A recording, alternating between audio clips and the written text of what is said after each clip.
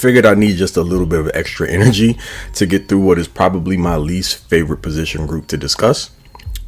But yet and still, football is a trenches game, so you have to give these guys their just due and their proper respect. Even though I may be feeling just a little slighted because of the lack of performance on the interior last year, and I was really looking forward to it. I'm pretty sure I stressed that, but new offensive system, new head coach, and Jim Harbaugh, and Greg Roman is the offensive coordinator, so I expect drastic improvements on the interior. And if you want to be a running team, then you got to get the inside guys situated. So whether that's changes to the current personnel with the guys that are already on the team or adding some new flair in there, like I said before, I'm sure it'll get better. So what I'm going to give you here is my list of my top 5 total, including the sleeper, of interior offensive guys. So without further ado, let's get into it.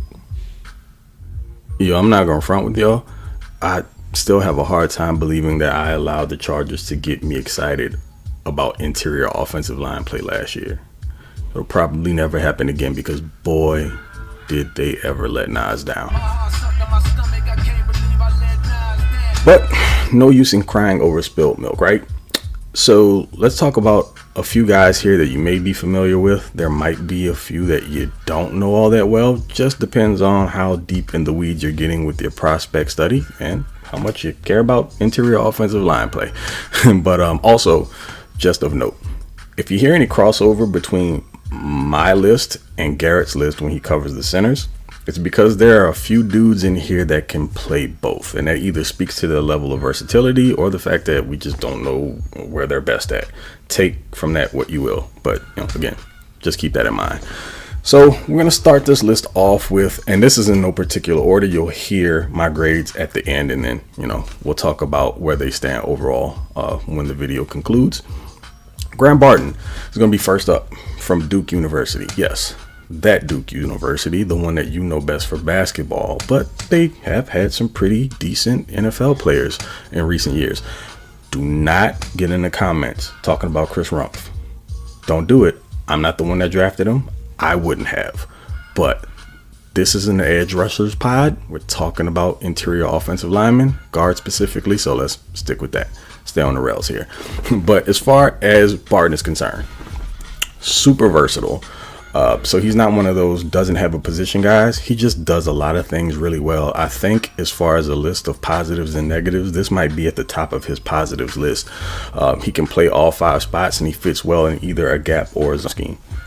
Chargers are probably going to be running more power and gap as opposed to zone, but he can do either, which makes him a fit really across any offense. So any team would be lucky to have this dude. And some of the other things that he really stands out with are his ability in the run game as a blocker. I mean, he's a high-end run blocker.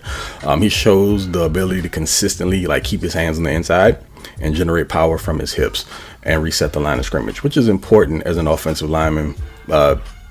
Lots of linemen, and it has something to do with the way that they're built. Some of them just aren't as physically gifted. They're not as bendy or flexible, have an issue being like waist benders. Graham Barton doesn't have to deal with that. He's pretty fluid as an athlete. And I also love the fact that he will finish his food at the end of a rep, man. So if he can plant a defender, he will. It just all depends on if he can get the appropriate leverage against them. And also, I'm a fan of his ability to use varying sets in pass protection. So I saw really solid jump and vertical sets from him in pass pro. So again, just a good all-around player, and he moves pretty well in space. He shows range, and not only to get to the next level, but to also square up and attach to more athletic linebackers, and he'll wash them out of plays as well. He's always finding work. I mean, throughout his tape, I didn't really see him just kind of meandering about on really any given plays. And he really played out of his mind in 2023. I think I liked his 2023 film a bit more than 2022. So you just see the gradual improvement, and that's what you want to see from players year over year. As far as the negatives, because, there's 2 sides to this. I did compliment him on the fact that he isn't a non-athlete, but I still find him to be more of a technician than an overall top end athletic guy. I would say he's probably just about average in that regard. He's not the longest or strongest guy by any means. And like the combination of the two is what makes him either a guard or a center at the next level. So don't be surprised if you see his name pop up again on Garrett's list of prospects, just because he's one of those, I don't want to call him a tweener, but just one who could probably end up either or. Wouldn't be surprised to see him at either spot. Sometimes he plays with his chest over his toes with like too much forward lean. Problem with that is it will leave him susceptible to like pull and rip counters, and the really good interior defensive linemen will take advantage of that. So it's something he's going to have to work on soon, and he needs to improve his hand placement against speed rushers, because against the faster guys he has a tendency to have his hands get wide in an attempt to kind of steer them. At the next level, that's going to draw a ton of flags. So overall, Barton was a really good player.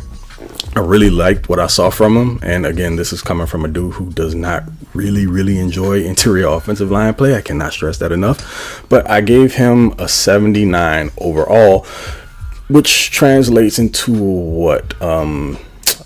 Early third round pick. So don't be surprised if you see him go late second. Just depends on when the run on guards and or centers start. So I would say that he has a really good chance at, someone nabbing him near the end of the second round, but definitely somewhere in between the early to mid third round would be my guess.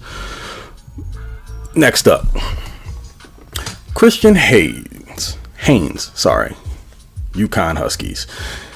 Hooey. This was another one of those guys that I really enjoy watching. Haynes is, if nothing else, he's an athlete. He can definitely move. When I'm talking about like right off of the top, I was really impressed by his short area, like lateral agility. It popped right off of the tape. Really solid blend of explosiveness, power, and technique. He'd fit like seamlessly into a zone heavy scheme at the next level. He's almost like the perfect build and type of player for that. The leg strength is really impressive, and even though like he's only around like 315 pounds, he can really anchor down and hold his own against power rushers. So when talking about interior offensive line play, you're going to have some really big bodies depending on the type of defenses you're playing against, where you're going to have to literally sit in that chair, drop your butt, and anchor down, because if not, you're going to go for a ride regularly. We saw enough of that last season, didn't we? But he's also better than average, or has better than the average punch on the inside, and another guy with like Mortal Kombat finish mentality. Talking about until the whistle blows, or as the play is going on, if he gains leverage on you, he can get you on skates. He's trying to put you under the field, and that is the type of mentality that you want to have from your interior offensive lineman. So when we're talking about like a fit for the Chargers, though, I think he's probably better suited for a zone scheme, so that doesn't necessarily make him a fit in this next iteration of the Chargers offense. But if you put on like another solid 10 to 15 pounds, I wouldn't be shocked if, he could change my mind. The athleticism is there. The strength is there. He's just a little light pants. You get what I'm saying? Now, as far as some of the areas that he needs to improve in, like I said before, he's not really scheme diverse due to his size. Some of his tape heading up in power set looks not great. It's mostly due to his inability to move guys that like have more sheer mass than he does on the interior. So again, just got to put some bricks in your pants, my man. And you still work on hand placement and pass protection. His mitts can get wide at times. We talked about that a little bit with Barton. You want to get those more so on the inside of players' pads. You don't want those exposed to draw flags. So he has a tendency to also maybe panic just a little bit when he gets overwhelmed, whether it's beaten by power, which is mostly how it happens. He handles speed guys pretty well. You want to keep those hands nice and inside, locked to the inside of the chest plate. You don't want them outside of the shoulder pads. It's just, again, in college, they'll let it fly. It's still called there, but not nearly as much as it'll get called in the NFL. So again, another player that I enjoy watching, granted, a guard. And so where he ended up graded out is at a 78. So not that much lower than Mr. Barton, a tick or so lower. So we're talking about, still an early third round prospect, somebody that if he ended up in the second round, I would not be shocked by. Next up to bat is one of those names that has probably, well, you know what, actually, I'm not going to do that. Let's save that one because technically he could be a sleeper. So I'm going to hold off on that one. Let's talk Christian Mahogany, Boston College. Now, this was fun. Again, for me, having to take time out to study these dudes at a position that I really dislike having to watch. I know I've said that about 50 times, but I cannot stress enough. It's the truth. It is hard for me to watch it. Not because I don't understand it. I do. It's just boring. Anyway, Christian Mahogany from Boston College. A guard from Boston College. Stop me if you've heard that before recently. But a little bit different game than Zion. In this way, here's your interior bully. I mean, like that old school glass chewing, meet me on the playground after school, up that lunch money man. The kid who was probably like held back twice. This is that dude. He's got that mentality. His first step, elite.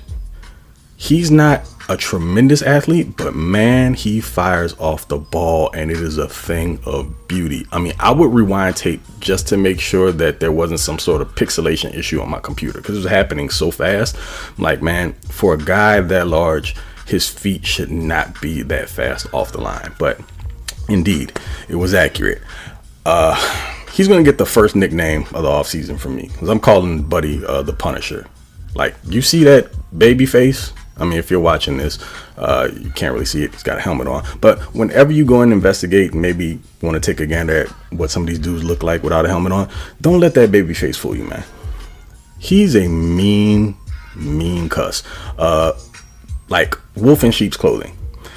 And he's looking to end any poor soul he gets his hands on. His combo blocks on inside zone are pure violence. So, yes. You found someone that really piqued my interest, whose tape that I enjoyed watching for the entirety of the time that I watched it, for the good and the bad, just because of how physical he is on the interior. And when you're talking about whether or not this is a fit for the Chargers, yes, Jim Harbaugh probably watches this kid and salivates. Whoo boy. I mean, his punch is jarring. Like, he can temporarily paralyze everything from 0 to 3 tech. Doesn't matter what you play. If he gets his hands on you, he's going to do something that literally shocks the life out of you for at least a second. You're going to have to regroup. And as a puller, dude gets busy. I don't know what's worse, like getting caught upfield vertically and getting ear holed by him, or him having like you having your chest open parallel to the line of scrimmage and him having a shot at you squared up and then driving you into your own personal Gatorade bath. He's that type of player with that type of mentality and that type of power. As far as scheme versatility goes, I would say that he definitely needs to improve in the passing game, but if we're just talking purely in the run game, like a power versus zone scheme, I think he could do both. Again, not a fantastic athlete, but in close quarters, he's got enough movement to really handle his business in either or, even though I would prefer him in a power scheme. As far as the areas that he needs to improve in, I mentioned this before, he isn't the most limber of interior offensive linemen. Like, he's tight and kind of clunky in space. It doesn't look all that great. The quicker 3 techs will get like a solid pass, or if they have a solid pass rush plan at the snap, they can really throw him off of his balance and pass protection. It's just one of those things where, like, if he isn't technically sound, athleticism can beat him. He can he can get beyond that with power if he can latch onto you and get his hands on you. But recovery is going to be a tough thing for him because he's not a top level athlete, just isn't there. And yeah, mentioning this right now, the lack of overall athleticism is really apparent in like his footwork, which is really sloppy at times. As much as I like his punch, his hands still need a lot of work. I mean, there were too many times on film where I watched him either shoot his hands late or they were really low and he was exposing himself to like losses right off of the snap, like by way of finesse moves or counters. So he's got to work on that, and he can play really, really high at times. this is where being one of those dudes that has an issue with bend hurts you. This is why he loses the majority of the time when he does, because he has a lack of flexibility. And look, I would say get my guy into some Pilates, yoga, or pure bar classes, and he'll be okay. But right now, if he's playing against guys who can get, who have a lower center of gravity and are just bendier, more flexible than he is on the inside, on the defensive line, then he's going to struggle a little bit. So the technique has to be sound, and man, they just got to stretch this dude out. Like he needs some work there in a very major way. But overall, man, I loved what I saw from him. And again, we talked about whether or not he would be a fit in a Charger scheme. I believe that he would in a power scheme, and he could put some work in his own scheme as well. But I gave him overall a 72. So he's more of a late third rounder. If he went a little bit higher, I would not be shocked because of just the raw physicality of his game. If you are a power team, he probably moves up your board significantly. So yeah, the Chargers probably have him graded a little bit higher than I do. When I just look at the overall work he would need, I wouldn't expect him to be like an out of the wrapper star year one. But if he was, under the right tutelage, wouldn't be shocked by that either. But man, that was some fun tape to watch. Like if you just like maulers, then this is your guy. So moving from the on deck circle into the batter's box, Cooper Beebe, guard from Kansas State. Look, man, it's Beebe. I've seen people try to get fancy and say Bebe, like, Hurricane Chris, hey Bebe, you look, nah, chill out. It's Beebe, unless it isn't. And if you can prove me wrong, cool. But his mama named him BB, I'm gonna call him BB. Anyway, dude has like that classic tree stump build for a guard, but he is somewhat nimble, which surprised me when I was watching this tape. He also showed some really good positional versatility. Of his 941 snaps in 23, 122 of them came split between the left and right tackle. So if you need him to do that in the pinch, he can, although wouldn't recommend it. Doesn't really have the size of the length to do it consistently, but it exists if you need him to, I guess. He gets out surprisingly well on pull blocks. So there is some pretty decent footwork there. Not a high-end athlete. Not as much of a plotter, though, as his build would suggest. And he's probably one of the smarter interior guys in the class. Like, it hardly ever looks like he is stuck in the mud when he's scanning for work. His feet continuously move, and he knows where he's supposed to be. He's very rarely out of place.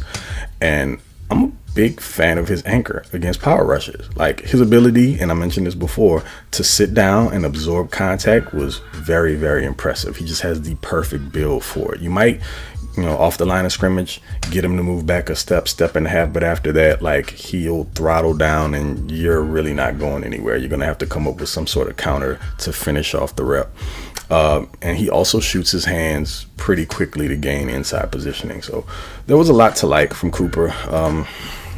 Overall, though, I think I heard him being kind of touted as maybe the top of the interior offensive class where guards are concerned. And I didn't see that, but I did see enough on tape to understand why a lot of people like him. When we're talking about not really negatives, but areas that he needs to improve, like, even though he moves well for his size, he definitely wouldn't be considered a high-end athlete. Mentioned that already. He really has to win with timing and technique because he's cooked if he loses, particularly against speed, because his feet are slow. So this hinders his ability to gather and recover. It's not pretty when he loses. Just like flailing around, looking to grab, and like when he loses, it's very evident because plays get destroyed. He just doesn't have the athleticism or quick feet to recover, and it could hurt his game at the next level. When you're not a high-end athlete in that way, and you don't have that as a secondary ability to fall back on, you have to be a technician. Those 31.5-inch arms really put him at a disadvantage where, like, his punch is concerned. I didn't see a great punch from him. But, I mean, there's one that's there, but those kind of T-Rex arms forces him to have to, like, generate a ton of power in a super condensed space. So, less than ideal. But BB was a good prospect. Again, didn't love what I saw from like the 6 or 7 games that I watched, but maybe I'm just not enough into his tape to feel what a lot of other people are feeling about him. I really don't see how much would change based on what I watch, but I do have him with a 70. So talking about late 3rd round dude, maybe high 4th. I'm sure the league has a higher grade on him than I do. I've seen a lot of other places that, again, like I said before, I have him near the top of the list where the interior offensive linemen are concerned. Just not really my cup of tea. As far as his fit for the Chargers, it would make sense. I like him in the run game, but he's someone that's going to need development in his pass protection, just because, again, right now he's leaning kind of on his build and the fact that he is an okay athlete in short areas, but that's not going to serve him across the board at the next level. He's going to have to be technically refined, and I mean like a significant amount of work. But again, I do like his presence in the run game. I think he can be a finisher, but short arms as a guard aren't a huge thing. Like, you kind of want him shorter, but his arms are like on film they look comically short. It's like God made him and then got to the arms and was like, you know what? You want to see something funny? Blah. And then just left it. Called it a day. Whatever. It's not your fault, Cooper. You'll be all right at the next level, one way or the other. Maybe at center even. We'll see. Anywho, moving right along. Next guy up on the list, because we had to. We had to. Jim Harbaugh is the coach of this squad. So he made the list, not just because of that. Like, there's some parts of his game that I think make him a viable option. Zack Zenter, guard from Michigan. Now, the first thing that jumps off the tape at me is how well Zenter anchors for a taller, lighter guard. That's not common for someone that's like 6'6" and a shade over 300 pounds. That's usually like a recipe for more powerful, low center of gravity interior defensive lineman to feast, but not against Zenter. He won't dominate power rushes, but he gives them hell. Similar to BB, they might win with like an initial surge, but where BB doesn't do a great job of this, I think Zenter does recover and forces them to kind of counter. But definitely not a high-end athlete, so don't get that twisted. I just think technically he might be a little bit better. I'm also a big fan of his smarts at the second level. He is not an athlete by any stretch of the imagination. Well, I mean, he plays college football. He's going to play in the NFL, so no disrespect. He's an athlete, but when I'm talking about just God-given ability, doesn't have a ton of that where movement skills are concerned. But he does have a high level grasp of angles, so he'll cut off like the more athletic linebackers and box safeties, and he'll get work done at the second level for sure. And when you're talking about like those Harbaugh bred players, fits it to a T. He plays with like a ridiculous nasty streak, and he wants to bury anything he can get his hands on. Probably ideal for a gap or power scheme, partly due to his ability to his ability as a combo blocker. So yeah, clearly he'd be a fit for the Chargers. He's going to walk into an offense that he's super familiar with, and Harbaugh knows him. So if we're talking about a dude that you want to maybe get your hands on in the middle rounds, because I think that's where he'll go. Well, I'm getting ahead of myself. Let's talk about the negatives first, and then we'll give him a grade and let you know where I think he'll fall. He might actually have like my least favorite attribute of an offensive lineman. You've heard me mention it throughout the show so far.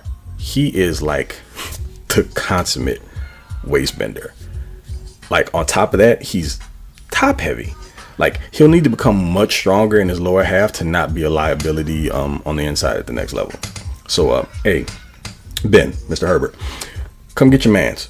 He needs to at least double up on leg days every week at the very least, because I'm not sure what was happening at Michigan. Maybe he wasn't getting all his carbs, his macros were off or what, don't know, but just got to build some more strength in the lower half. And again, dude's 6'6", that might be tough to do, but it'll serve him well at the next level if he doesn't, put some mass on towards the bottom half.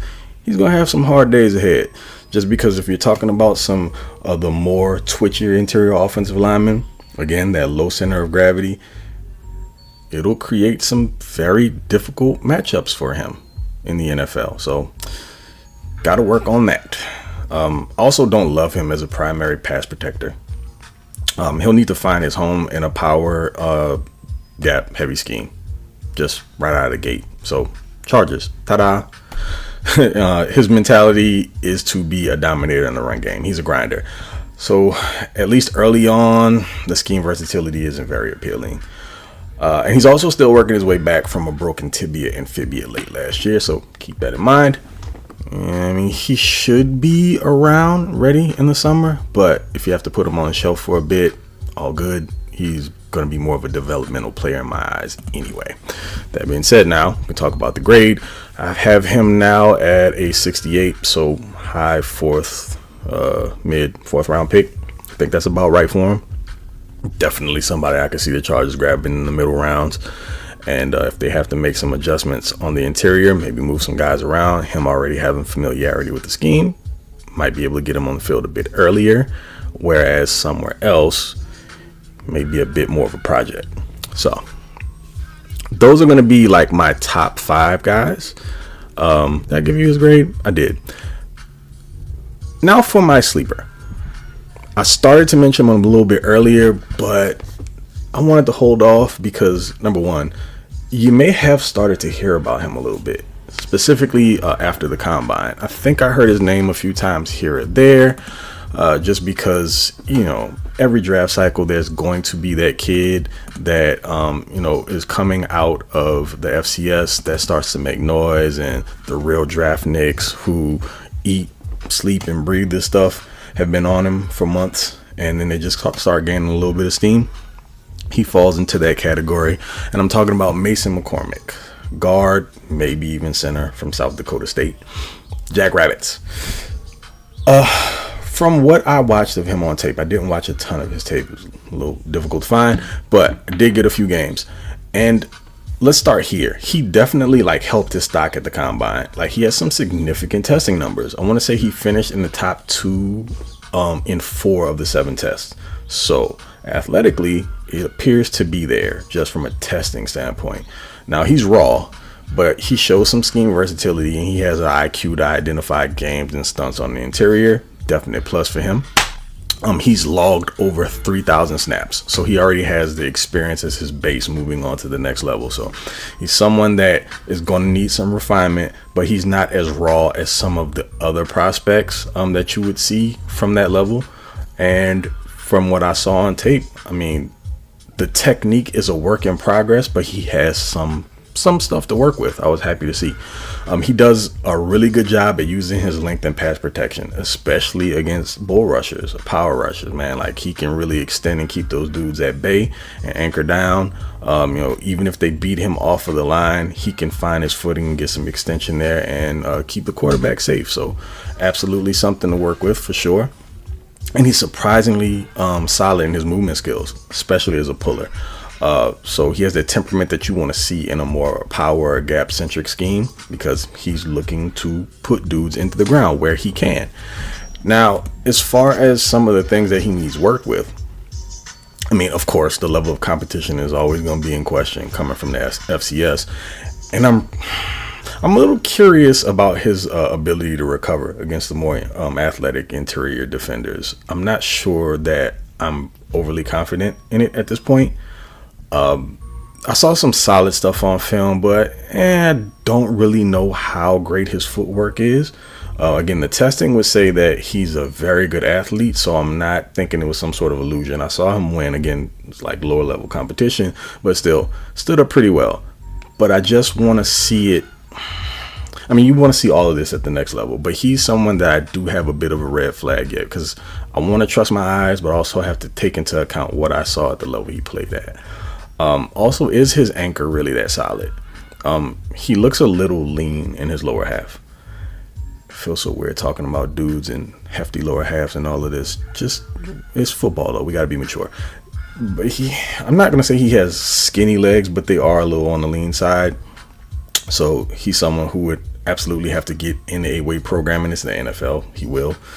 But some people also have frames that only can get to but such a point. When we're talking about just overall being able to add mass in certain areas, he looks like he has a frame that he can improve upon that with. And when we're talking about whether or not he would be a fit in a Chargers scheme, I think you can make do with him. The athleticism is there. The desire is there. Like when I mentioned his ability as a puller to really like lay in the guys and look to displace them. So I think he could fit. From what I've watched on tape, he seems to have the body type and athleticism that can fit in more than one scheme.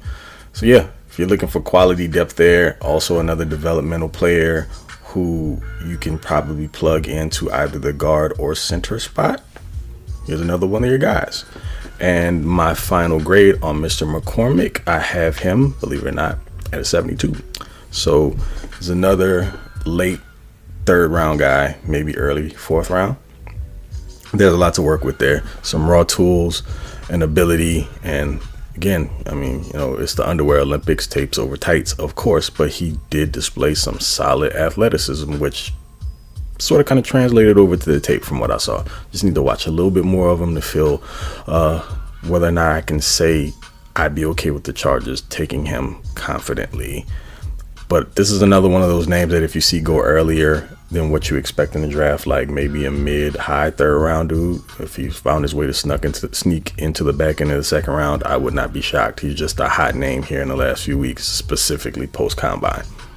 And so, to wrap this up, let's review these final grades. Graham Barton, number 1 on the list, coming in at a 79 overall, so an early third round guy. Followed behind him there at number 2 is going to be Christian Haynes from UConn with a 78.